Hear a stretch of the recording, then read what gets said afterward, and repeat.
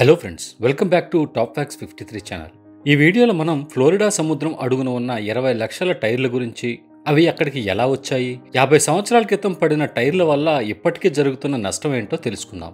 ఇదంతా పారేసిన టైర్లను రీసైకిల్ చేసి సముద్ర జీవులను ఆకర్షించడానికి ఒక కృత్రిమ రీఫ్ ను సృష్టించాలి అని చేసిన ఒక ప్రయోగం. కానీ 20 లక్షల టైర్లను సముద్రంలోకి డంప్ చేసిన తర్వాత ఈ ఆర్టిఫిషియల్ రీఫ్ ఒక ఎకలాజికల్ నైట్మేర్ అయింది.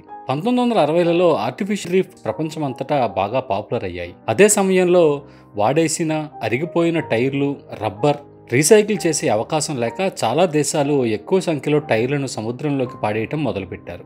ఆస్బార్న్ టైర్ రీఫ్ అనబడే ఈ 20 లక్షల టైర్లు సముద్రంలో కలపాలి అనే ఈ కాన్సెప్ట్ 1970లలో మొదలైంది. ఈ కాన్సెప్ట్ అక్కడ కుప్పలు తెప్పలుగా పడి ఉన్న వేస్ట్, ముఖ్యంగా టైర్ల నుండి విముక్తి కోసం ఒక సొల్యూషన్ గా మొదలైంది. ఈ కాన్సెప్ట్ అక్కడి మెరీన్ ఆర్గానిజం కి ఒక శాంక్చురీగా పనిచేస్తుందని అందరూ నమ్మేవారు. వాళ్ళ విజన్ ఏమిటంటే సముద్రపు అండర్ వాటర్ ఎకోసిస్టమ్ కి సపోర్ట్ గా ఉండడమే కాకుండా అక్కడి లోకల్ టూరిస్టులకు, డైవర్స్కు ప్రధాన ఆకర్షగా నిలుస్తుంది అని అనుకున్నారు. ఈ రీఫ్ క్రియేట్ చేయాలనే ఇంటెన్షన్ ఉన్నతమైనది అవటం వల్ల దీనికి లోకల్ అథారిటీస్ నుండి, ఎన్విరాన్మెంట్ ఆర్గనైజేషన్స్ నుండి కూడా మంచి సపోర్ట్ వచ్చింది. అంతేకాదు ఈ ప్రాజెక్ట్ కి గవర్నమెంట్ నుండి ఫండింగ్ కూడా వచ్చింది. అక్కడ చాలా మంది బోట్ ఓనర్స్ వాలంటీర్లుగా సహాయం చేశారు. అక్కడ famous tyre company Goodyear వాళ్ళకి అవసరమయ్యే ఎక్విప్మెంట్ సరఫరా చేసింది. 1972లో మొట్టమొదటి బండిల్ని ఆ సైట్ కి ట్రాన్స్ఫర్ చేశారు. ఈ టైర్లు వేయవలసిన ప్రాంతంలో రీఫ్స్ ఫౌండేషన్ కోసం కాంక్రీట్ జాక్స్ తో నిర్మించారు. ఇక టైర్లను స్టీల్స్ కేబుల్తో, చైన్లతో కట్టి ఇలా ఒక స్ట్రెచ్చర్ గా తయారు చేశారు. అలా చేసిన బండిల్స్ ని సముద్రంలోకి డంప్ చేశారు. డంపింగ్ చేయటంలో ఎటువంటి ప్లాన్ లేకపోవటం వల్ల ఆ టైర్లు 70 అడుగుల లోతులో 35 ఎకరాల విస్తీర్ణంలో చెల్లాచెదురుగా పడిపోయాయి. ఈ ప్రాజెక్ట్ చేసినందుకు సింబల్ గా గుడ్ ఇయర్ కంపెనీ వాళ్ళు ఒక గోల్డ్ కలర్ టైర్ ని ఆ నీటిలోకి వదిలారు. అలా సముద్రంలో 70 అడుగుల లోతున 20 లక్షలు అంటే 2 మిలియన్ టైర్లతో ఈ ఆస్బార్న్ టైర్ రీఫ్ ప్రారంభమైంది.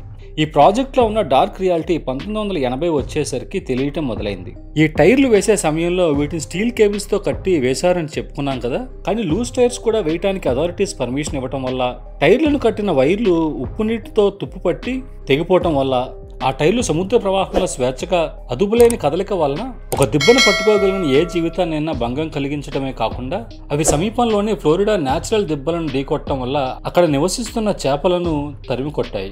ఆ రీజన్ లో వచ్చే తుఫాన్ల వల్ల ఈ పరిస్థితి మరింత తీవ్రమైంది. ఇది మాత్రమే కాదు, ఆ టైర్లకు ఉన్న స్టీల్ వైర్లు అక్కడి మెరీన్ లైఫ్ కి చాలా ప్రమాదంగా మారాయి.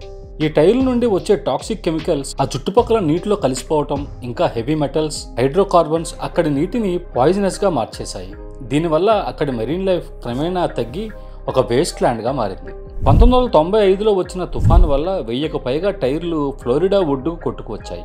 3 సంవత్సరాల తర్వాత వచ్చిన బోనీ అనే తుఫాను వల్ల కొన్ని వేల టైర్లు నార్త్ కారోలైనా కోస్ట్ లైన్ కి కొట్టుకువచ్చాయి.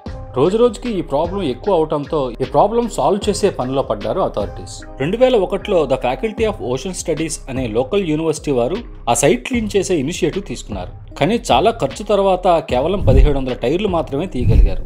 వీళ్ళు ఈ టైర్లు తీయటానికి ఒక టైర్కి $17 ఖర్చు అయింది. ఎస్టిమేషన్ ప్రకారం ఈ ప్రాజెక్ట్ ఖర్చు $30 మిలియన్. అంతేకాదు ఈ పని కంప్లీట్ చేయడానికి కొన్ని సంవత్సరాలు పడుతుంది. 2007లో అక్కడి అఫీషియల్స్ కి మిలిటరీ నుండి సహాయం లభించింది. అప్పటి సమ్మర్లో మిలిటరీ డైవర్స్ నీటిలో అడుగున ఉన్న టైర్లను వెలికి తీయటం మొదలుపెట్టారు. అక్కడి నుండి జార్జియాలోని రీసైక్లింగ్ ఫెసిలిటీకి తరలించారు. పని మొదలుపెట్టిన నెలలోనే 44,000 టైర్లను వెలికి తీశారు. 2009 సంవత్సరం చివరికి వచ్చేసరికి ఈ సంఖ్య 70,000కు చేరింది. అంత చేసిన ఆ 20 లక్షల టైర్లలో చాలా మటుకు టైర్లు ఇంకా ఆ కోస్ట్లోనే ఉన్నాయి. దానితో అక్కడి local dive shop volunteer weekends organise చేశారు. సర్టిఫైడ్ డైవర్స్ ఈ టైర్ రిమూవల్ ప్రాజెక్ట్లో తమ వంతు సహాయం అందించడానికి ముందుకు వచ్చారు.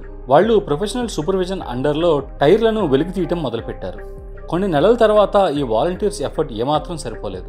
దానితో 2015లో Florida department of environment protection వాళ్ళు ముందడుగు వేసి $1.6 మిలియన్ అలొకేట్ చేశారు.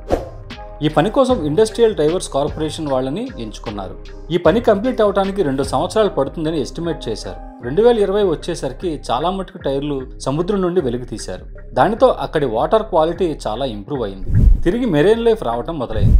ఆ ప్రాంతంలో ఇప్పటికీ కొన్ని లక్షల దాకా టైర్లు అక్కడే ఉన్నాయి. చాలా మటుకు ఇసుకలో కప్పబడి ఉండటం వల్ల వాళ్ళు వాటిని తీయటం చాలా కష్టమైంది. చివరికి 2022లో ఈ టైర్లు వేసిన 50 సంవత్సరాల తర్వాత tech billionaire, environment advocate Elina Reeves ఈ ప్రాజెక్ట్ గురించి విని ఇది కొత్త క్లీనప్ టెక్నాలజీ టెస్ట్ చేయడానికి ఒక ఆపర్చునిటీగా భావించింది. తన కంపెనీ అయిన ఓషన్ టెక్ సొల్యూషన్స్ నుండి కొన్ని అండర్ వాటర్ వెహికల్స్ని ప్రయోగించడం మొదలుపెట్టింది. ఈ టెక్నాలజీ వల్ల అక్కడ పనుల్లో మరింత వేగం పుంజుకుంది. కొన్ని నెలల తర్వాత 6 లక్షల టైర్లను ఆస్బోర్న్ రీఫ్ సైట్ నుండి వెలికితీశారు. దీనితో అక్కడ మెరీన్ లైఫ్ మళ్లీ తిరిగి వచ్చింది.